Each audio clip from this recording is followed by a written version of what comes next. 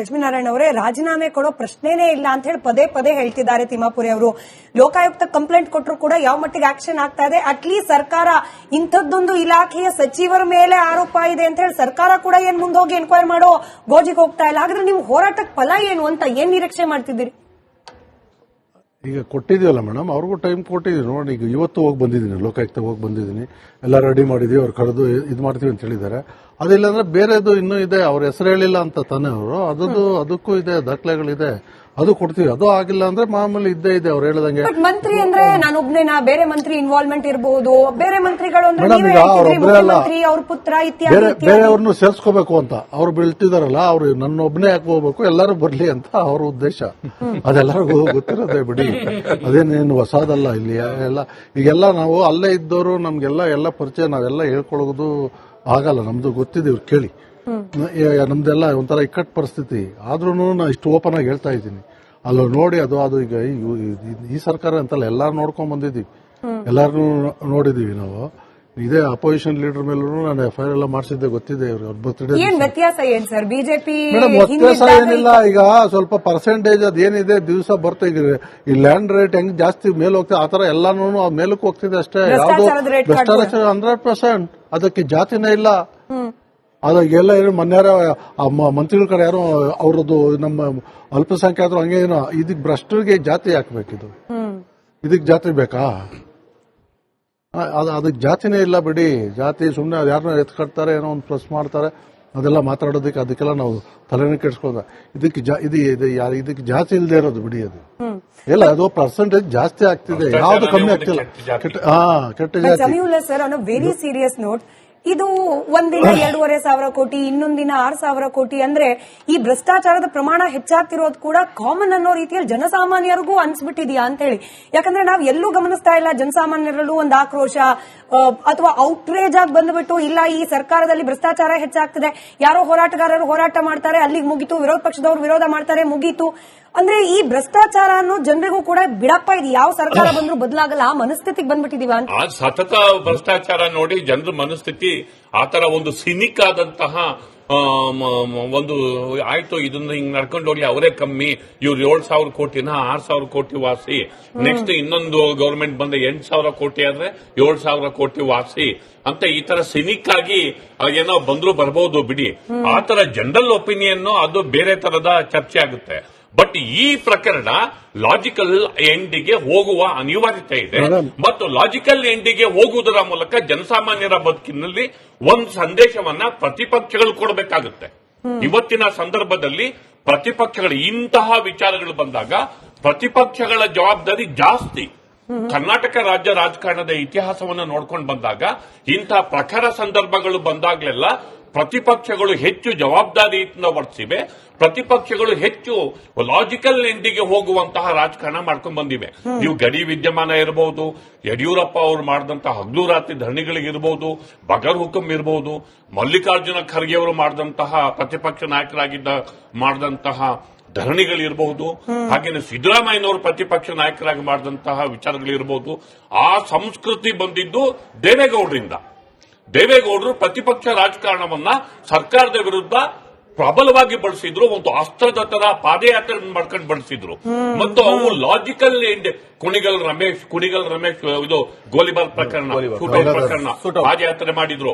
ವಿಕ್ಲೇನಹಳ್ಳಿ ಗೋಲಿಬಾರ್ ಪ್ರಕರಣ, ಗಂಗಾಧರ ಮೂರ್ತಿ ಕೊಲೆ ಪ್ರಕರಣ, ನಾಗಮಂಗಲಕ್ಕೆ ಪಾದಯಾತ್ರೆ ಮಾಡಿದ್ರು. ಅಂದ್ರೆ ಲಾಜಿಕಲ್ ಎಂಡಿಗೆ ಹೋಗುವಂತಹ ಪ್ರತಿಭಟನೆಗಳನ್ನ ಪ್ರತಿಪಕ್ಷ ರಾಜಕಾರಣ ಸತತವಾಗಿ ಮಾಡ್ತಾ ಬಂದಿದೆ.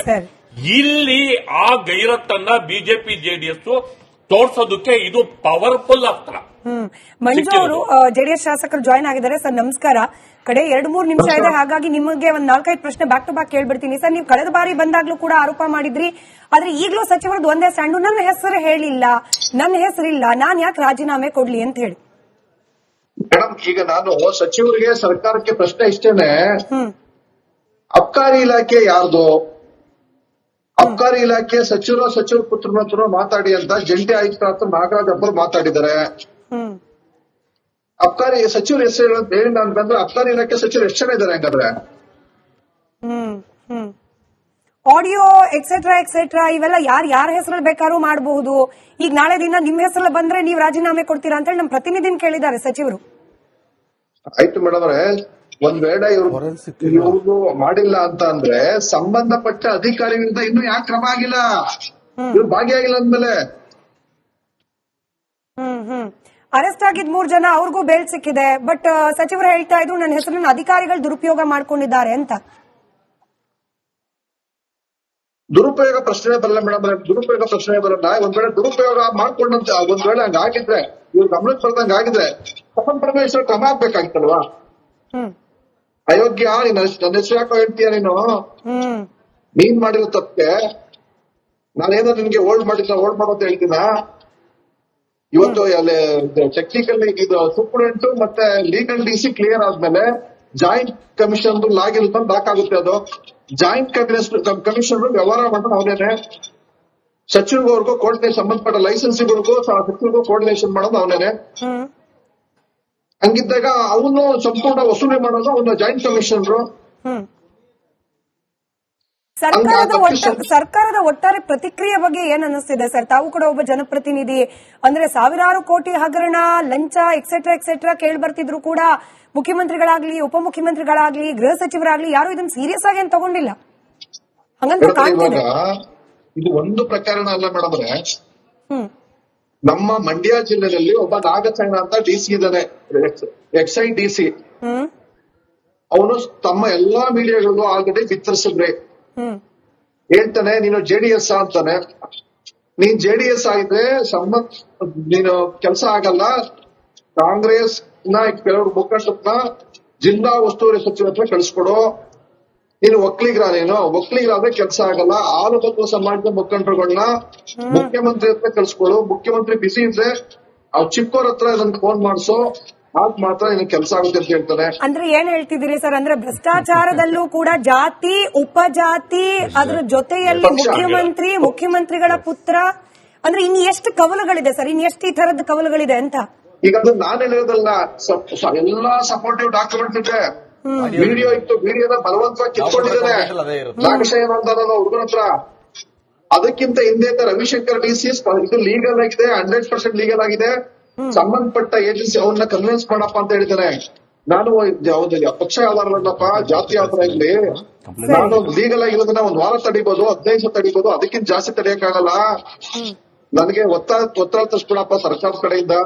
ದಯವಿಟ್ಟು ಪಕ್ಕದ ಸಮೃದ್ಧಿ ಭಾರ ಸೊಲ್ಯೂಷನ್ ಇಲ್ವಾ ಸರ್? ನಾನು ಆಕ್ಚುಲಿ ಬೇರೆ ಪ್ಯಾನಲಿಸ್ಟ್ ಗಳಿಗೆ ಈ ಪ್ರಶ್ನೆ ಕೇಳೋಣ ಅಂತಿದ್ದೆ, ಸಮಯ ಕಮ್ಮಿ ಇರೋದ್ರಿಂದ ನೀವೇ ಹೇಳಬೇಡಿ. ಇದಕ್ಕಂದ್ರೆ ಸೊಲ್ಯೂಷನ್ ಏನು? ಮಂತ್ರಿ ರಾಜೀನಾಮೆ ಕೊಡಲ್ಲ, ಸರ್ಕಾರ ಗಂಭೀರವಾಗಿ ತಗೊಳ್ಳಲ್ಲ, ಲೋಕಾಯುಕ್ತ ಅಧಿಕಾರಿಗಳು ಅರೆಸ್ಟ್ ಮಾಡಿದವ್ರಿಗೆ ಬೇಲ್ ಸಿಕ್ಕಿದೆ, ಏನ್ ಹಂಗಾದ್ರೆ ಆರೋಪ ಮಾಡೋದು ಸುಮ್ಮನಾಗೋದು ಅಷ್ಟೇನಾ? ಇದಕ್ಕೆ ಅವ್ರು ಮನೆ ಮುಖ್ಯಮಂತ್ರಿಗಳೇ ಒಂದು ನಾಳೆ ಇದೇ ವಿಚಾರವಾಗಿ ಸಾರ್ವಜನಿಕ ಮಹತ್ವ ಚರ್ಚೆನ ನಮ್ಮ ಅಶೋಕ್ ಅವರು ಜೊತೆ ನಾನು ಜಾಯ್ನ್ ಆಗ್ತಾ ಇದ್ದೀನಿ. ಔಷಧಿ ಚರ್ಚೆ ನಡೀತಿದೆ ಮೇಡಮ್. ಸೀರಿಯಸ್ ಆಗಿ ಈ ವಿಷಯದಲ್ಲಿ ನಮ್ಮ ವಾಯ್ಸ್ ರೈಸ್ ಮಾಡ್ತಾ ಇದ್ದೀನಿ. Right sir, thank you. ಹಾಗೆ ತಮ್ಮೆಲ್ಲರಿಗೂ ಕೂಡ ಚರ್ಚೆಯಲ್ಲಿ ಜಾಯ್ನ್ ಆಗಿದ್ದಕ್ಕೆ ಥ್ಯಾಂಕ್ ಯು. 6,000 ಕೋಟಿ ಅಂದ್ರೆ ಸಾಮಾನ್ಯ ದುಡ್ಡಲ್ಲ, ಕೇಳಲಿಕ್ಕೇನೆ ಭಯ ಆಗತ್ತೆ, ಅಷ್ಟು ದೊಡ್ಡ ಅಮೌಂಟ್. ನಿಜವಾಗ್ಲೂ ಇಂಥ ದೊಡ್ಡ ಭ್ರಷ್ಟಾಚಾರ ನಡೀತಾ ಇದ್ರೆ ನಮ್ಮ ಸರ್ಕಾರ ಗಾಂಧಿವಾದಿಗಳು, ಸಂವಿಧಾನವನ್ನ ಪ್ರತಿಪಾದಿಸುವವರು ಅಂತ ಹೇಳ್ಕೊಳ್ಳುವ ಕಾಂಗ್ರೆಸ್ ನೇತೃತ್ವದ ರಾಜ್ಯ ಸರ್ಕಾರ ದಯಮಾಡಿ ಇದನ್ನ ಗಂಭೀರವಾಗಿ ಪರಿಗಣಿಸದೆ ಹೋದ್ರೆ ಆ ಸರ್ಕಾರವನ್ನ ಎಚ್ಚರ ಮಾಡುವ ಕೆಲಸವನ್ನ ವಿರೋಧ ಪಕ್ಷದವರು ಮುಹೂರ್ತಕ್ಕೆ ವೇಟ್ ಮಾಡದೆ ಮಾಡ್ಲಿ ಅಂತ ಆಶಿಸೋಣ, ಪ್ರಾರ್ಥನೆ ಮಾಡೋಣ ಅಂತ ಹೇಳ್ತಾ ಕಾರ್ಯಕ್ರಮ ಮುಗಿಸ್ತಾ ಇದ್ದೀನಿ. ಧನ್ಯವಾದ ಕಾರ್ಯಕ್ರಮ ನೋಡಿದ್ದಕ್ಕೆ. ನೋಡ್ತಾ ಇರಿ ರಿಪಬ್ಲಿಕ್ ಕನ್ನಡ, ಇದು ನಿಮ್ಮ ಧ್ವನಿ.